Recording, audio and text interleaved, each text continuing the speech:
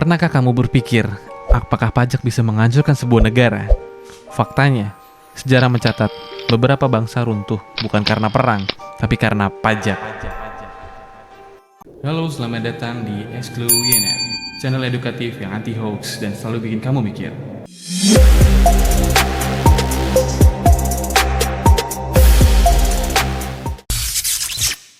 Nomor 1. Revolusi Prancis. Tahun 1789, rakyat Prancis hidup miskin dan lapar, sementara bangsawan hidup mewah di istana. Untuk menutupi utang negara, Raja Louis ke-16 menaikkan pajak, tapi hanya kepada rakyat kecil. Bangsawan dan gereja bebas pajak. Hasilnya, rakyat marah. Terjadi revolusi dan monarki runtuh. Satu pesan penting dari sini, pajak yang tidak adil bisa memicu revolusi.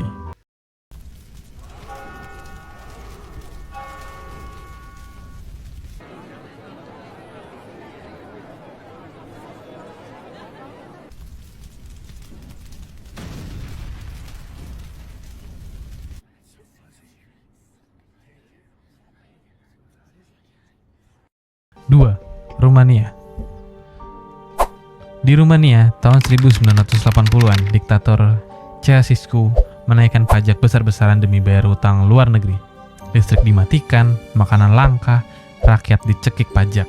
Rakyat akhirnya bangkit. Tahun 1989, Ceausescu ditangkap dan dieksekusi. Terlalu banyak memeras rakyat. Hasilnya kehancuran. Nicolae Ceausescu yang dulu berkuasa dengan tangan besi, jatuh hanya dalam waktu 4 hari. Awalnya didukung penuh oleh tentara dan partai komunis, tapi begitu rakyat marah, dukungan itu langsung runtuh. Revolusi yang meledak di Rumania tahun 89 ini bukti bahwa kekuasaan tanpa dukungan rakyat itu rapuh banget. 3. Amerika versus Inggris. Tahun 1773, Inggris memajaki koloni Amerika tanpa izin. Pajak, teh, dokumen, dan lain-lain memicu kemarahan. Slogan terkenal pun lahir, "No taxation without representation." Dan tak lama, perang meletus, Amerika merdeka. Satu kebijakan yang salah bisa melahirkan negara baru. In 1773 at Boston Harbor, American colonists protested British taxes by dumping tea into the sea.